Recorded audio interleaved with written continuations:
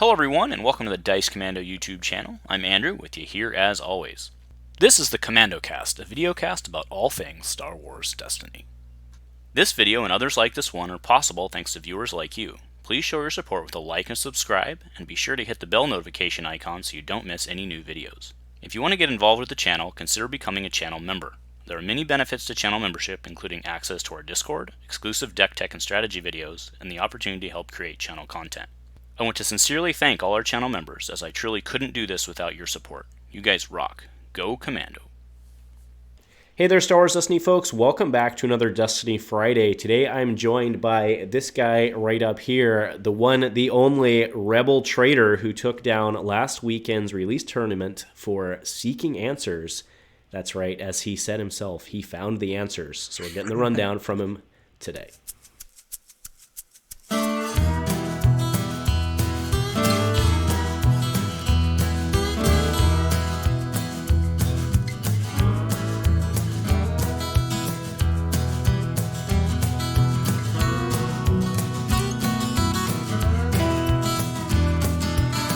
Hey folks, so welcome back to another Destiny Friday, and Rebel Trader, thanks for joining me, my man. How's it going? It's going pretty good. Still working off the jitters from last week's tournament. Yeah, the tournament actually, it was right in the middle of AP testing. There's like 2 weeks of it, so it was kind of a break from that. So, but all my AP testing is done now, so I'm good to go. Yeah. Did you have to take the chemistry exam? No, I didn't do that to myself. I know a few people that did, and they all hated it. Fair enough. Yeah. I mean, it was a long time ago for me. Physics was not too bad, but chemistry was rough back in the day. So, but anyway, we're not here to talk about and reminisce about, being smart and all that. We're here to talk about last weekend's tournament, which I guess is being smart in its own way. So, as you said in your article, let's give the people what they want, and we'll dive right into your deck list. So I'll pop that up. So walk us through what you were playing, why you chose to play it, and kind of all that jazz. Yeah, so this deck is it really started to exist last format when my teammate Malicious Malak made it. This was really originally it was his design. It's changed a lot since his original version though. And the point of this deck is essentially to use Cassian's power action to reset the Bad Batch or Outrider every round. And you have a bunch of cards that draw you cards to make sure that you get that Bad Batch turn 1 as early as you can. So Grief gets you bounty board. I usually just bring Forced Labor and Data Heist because they're 0 cost. And the function these serve is to basically give you a guaranteed yellow card to play with Cassian. I don't like that they add cards to your deck. I'm about the consistency, but it's like Greed lets you search it out, or Bounty Board lets you search it out, and Abandon Refinery with Bounty Board is actually it's the reason why Abandon Refinery is the battlefield, because you have a guaranteed support out there round 1. You can also use it on Lavish Cape early. So the reason that I chose to play this deck was because I thought it would do well into Rey, because I did not want to play Rey. She's great, but she's just not my play style of deck. I don't like the big characters that just try and roll out and dodge removal. And Rey is good, but I just didn't want to play her. So I thought Cassian could do well into that if Rey didn't draw. Greed can be a powerful ally. And I played 7 games against Rey over the course of the tournament. 2 of them, they got the Greed card and they won. The other 5, they didn't get it and I won.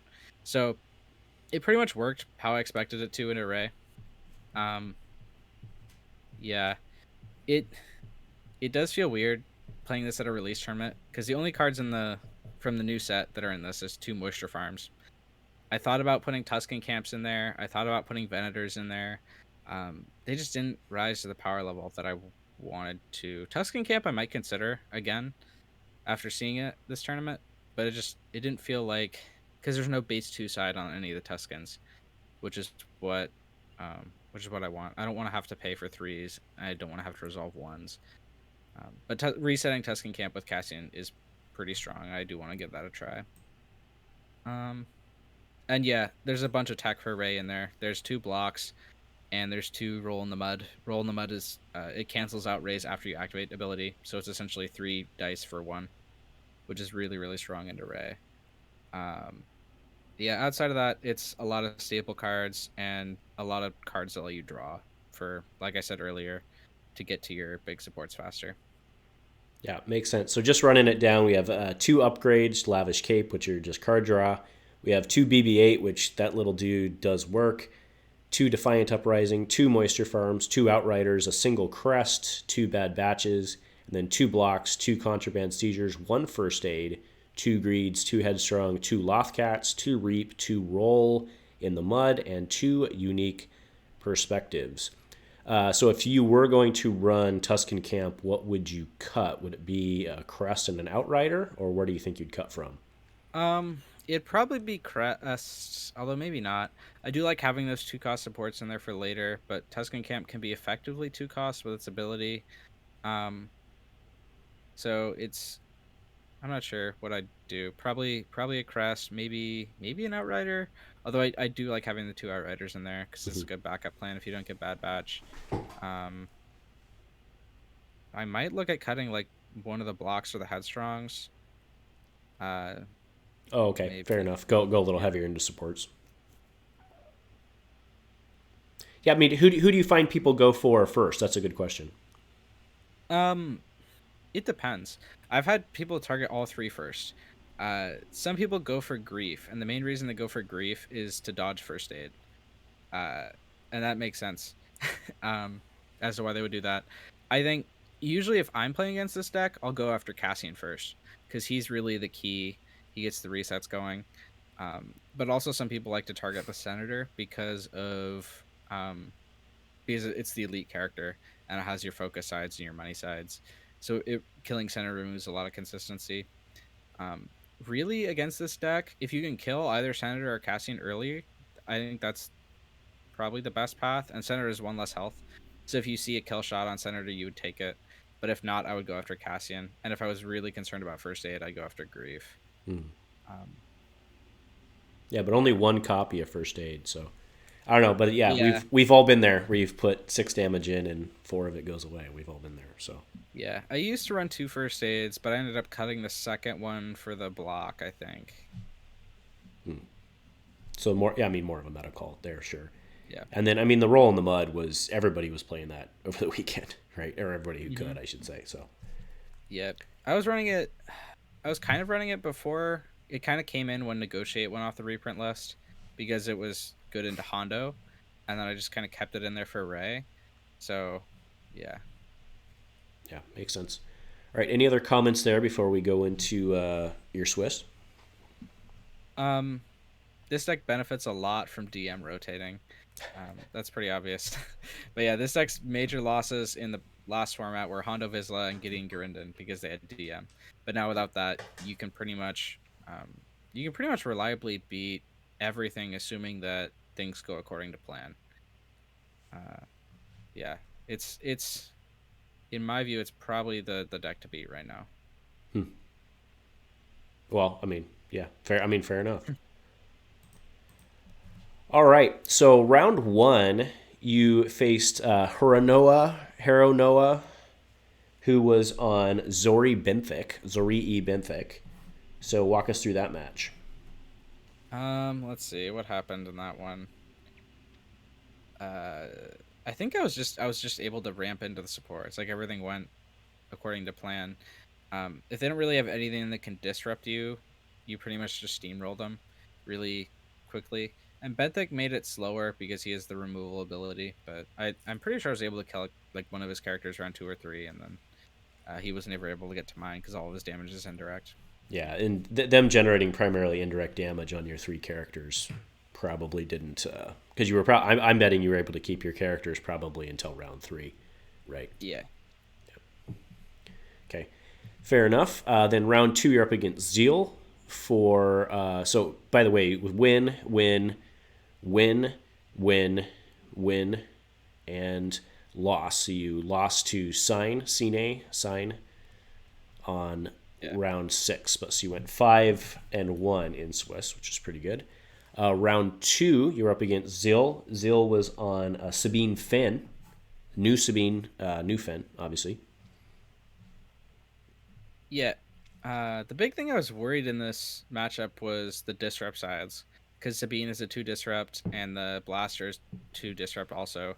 And round 1, he actually rolled into, I think he rolled a 2 disrupt on Sabine and a 2 disrupt on the blaster, and he re-rolled them to try and get damage, which really surprised me. Well, can't you resolve them as damage? Or PA one of them as damage anyway? It's indirect. I think he wanted the direct. Oh, I see. But yeah, if he had resolved the disrupt, it would have been a much different game because I wouldn't have been able to get out supports as fast. But I was, and then I think I killed Finn round 2, and then Sabine like round 3 or 4. So, a lot of those like middle matchups tend to go that way, where you just are able to kill their the character with the less health on turn 2, potentially sometimes even like the bigger character. And if they have disrupt and they resolve it, then it's more challenging. But this guy didn't resolve the disrupt, so, and I probably could have powered through it anyway, but it's just not how it went. Fair enough. And then round 3, Kiko 39, who was on Big Luke, that's Transformations Luke, with Garza, single die Garza. Yeah, I don't remember much about this. I think I basically just like my deck just kind of went off like it usually does, because he doesn't really have anything that can stop me. He has no disrupt sides. He was Garcing his Luke, so he couldn't like play with my dice at all. So yeah, I was able to kill Luke pretty. I think I might have killed Luke round 2. I don't think so. I think it might have gone to round 3, but it was like halfway through round 3 with a unique perspective. Yeah, so. if you could kill Luke by round 2, that's a lot of damage for a support deck to put out round 2. Oh yeah, and this deck does, because if you get a Bad Batch down with Cassian, the Bad Batch alone represents like 12 damage a turn. Yeah, fair enough. And you were consistently getting that down round 1? At least by round 2 usually. It depends on how well my draws went. That's scary.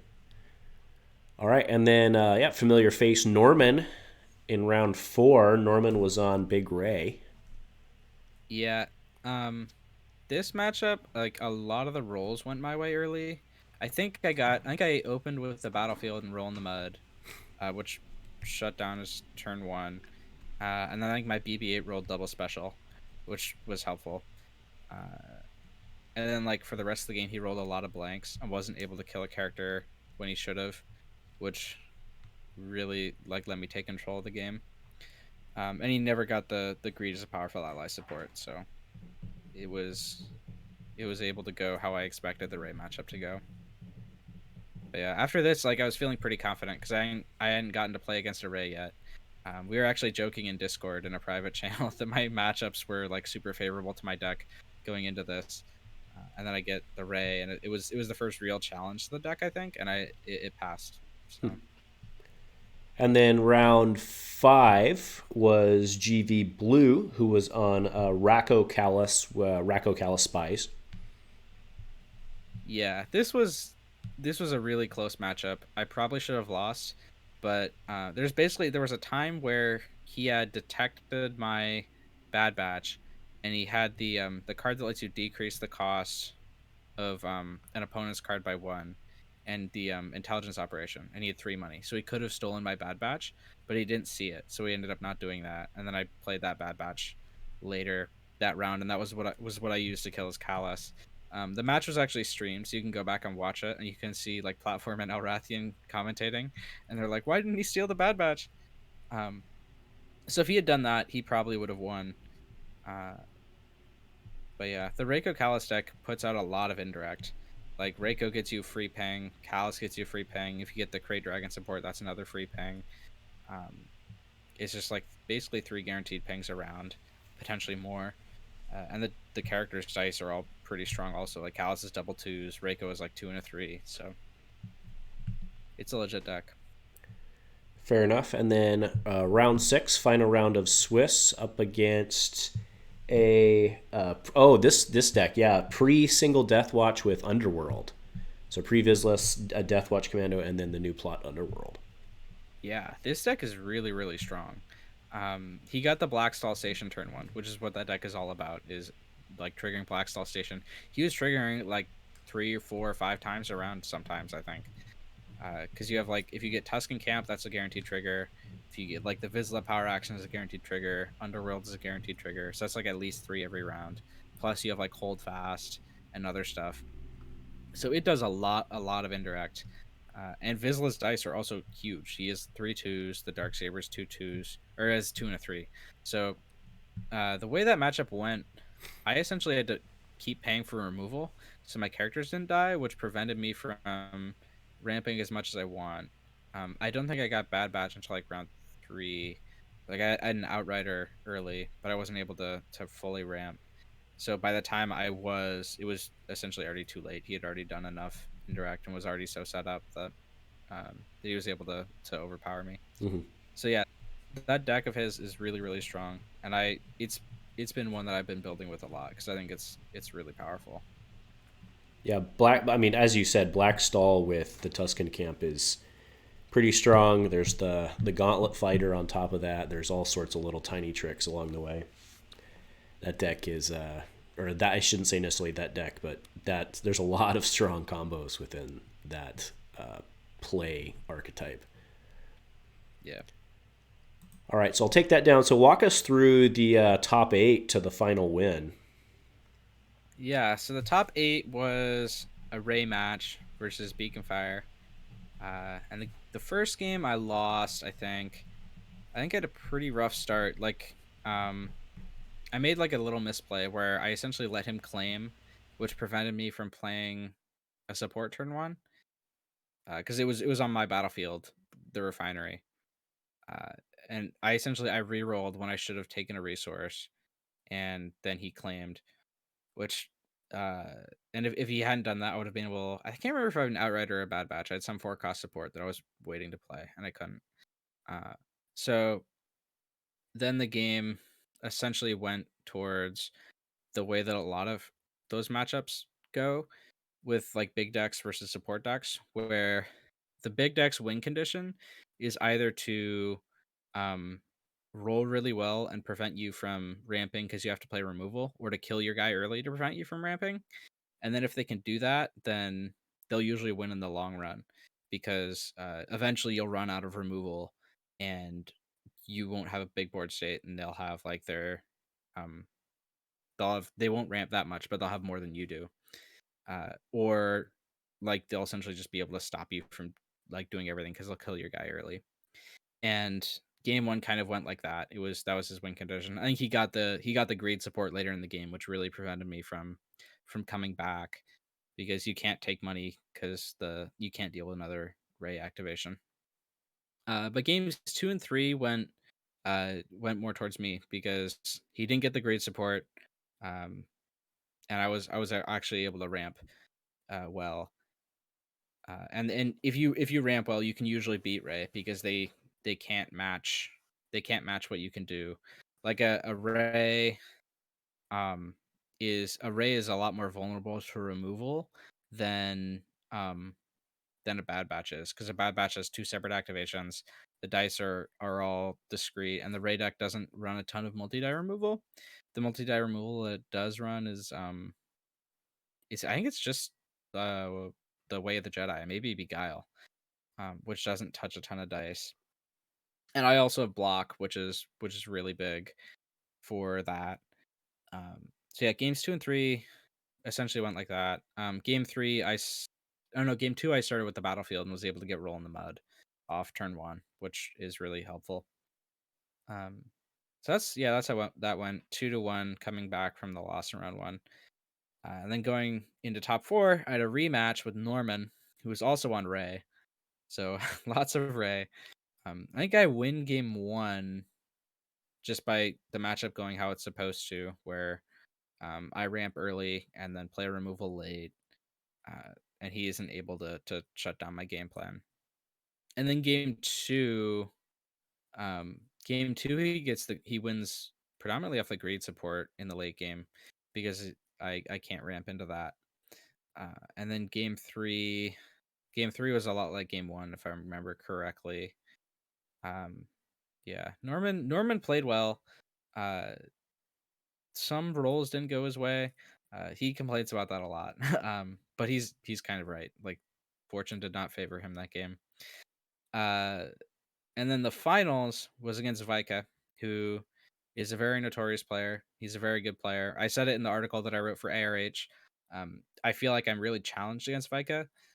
Like, some of my games against him are some of the tightest games I think I've ever played, and the finals was an example of that. Um, he was playing Boba, Royal Guard, no room for failure. So it's essentially like it's a roll good aggro deck, because you can't reroll, so you have to hope that you roll good. And there were times where he didn't roll good, and I was able to capitalize on that, like Boba power action for a blank. It was like, um, but yeah, the Royal Guard is actually really interesting because it removes my resource dice, and there's not a ton that I can do about it early. Because like most of my removal is either like I have to spend money for it, or I have to like it's like Lothcat where I have to remove one of my own dice, which essentially costs me a resource. So that was annoying early. I think game one, I don't think I think in game two he killed a character round one, but in game one he did a lot of damage to me early. I think he killed Cassian round two. But then like either late round two or like round three, I was able to kill the guard, and by that time I had a much better board state than he did because he never drew his reaps, so he couldn't. The big thing that you want to do is like use the no room for failure plot on a resource side to help you ramp, but he wasn't able to do that. So my board state essentially and my large health pool was able to outlast him. And then game two, he actually killed the senator round one, and I thought there was no way that I was going to win that game. But I did by like I still had my Cassian alive, so I was able to get a lot of resets off the Cassian. I killed his guard pretty quickly, and it ended up pretty close. I think I had like four or six health left on grief with both the other characters dead at the end. So game two was a lot closer, but I was able to win, even though I lost a character round one, which it was surprising. But he wasn't able to get his reaps off, and I wonder what would have been different about that series if he had gotten reap, because that's such a key card for that deck. Yeah, the no room for failure stuff is really interesting. It plays. It has a lot of different things it can do.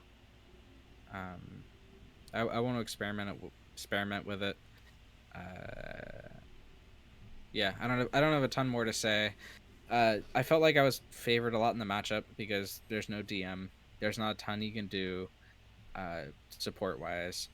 My removal is good into him, like the headstrongs and the blocks, because there is a lot of melee in that deck. So yeah, that's how the tournament went. All right. Well, yeah, fair enough. So, I mean, obviously that went well. I'll just while we're chatting, I'll just throw the deck list up again because why not? So where do you think? Where do you see the meta going from here? What are you excited to check out next, and what are you excited to see? I don't know. I'm excited for a lot. I think the Reiko Callus deck is really interesting. I want to play that. I want to play something with Blackstall. I think that's really cool. There's a couple things that we didn't see at the release event that I expected to see more of. One is Snoke. I think his ability is really strong, letting you get extra uses out of an ability die. So I want to play something with Snoke. I also think that Owen and Baru are really cool. Maybe not together, but you can theoretically get a lot of value out of those two. So I want to play something with those. I think Sabine Finn is a pretty good deck. Finn did a lot. Like his reroll ping is actually pretty impactful. In the one game that I played against him at the tournament. And then yeah, like the big thing I said, I think the Blackstall deck is going to be really really strong, and I want to play something with that. Okay, cool. Yeah, one the decks I was talking to the guys about today actually was Bo Finn with Teenage Mutant Ninja Turtles. So, because that works as well. So, Yeah. yeah, interesting. Okay, cool. Well, I think that's a pretty good recap. Again, I'll make sure to link the article that you did for ARH. It was pretty well done. Nice recap in written word there as well, which I'm sure most everybody has seen at this point. But I'll make sure to link that. Yeah, I think that's pretty much it for today. Unless you've got anything else you want to chat about, or any other shout outs you want to give. No. Follow Destiny Junior on Twitch. We occasionally stream things. We used to have a regular stream, but that's kind of fallen apart. We've been trying to get it rescheduled for a day that works better for us, but and hopefully like over the summer we'll be able to do more. So that's the plug. I don't know anything else. Okay, well, fair enough. Well, thanks a lot for joining me this Thursday evening for our Friday morning Destiny. And you got to say it with me. If nothing else, folks, All go right, Commando. Go Commando.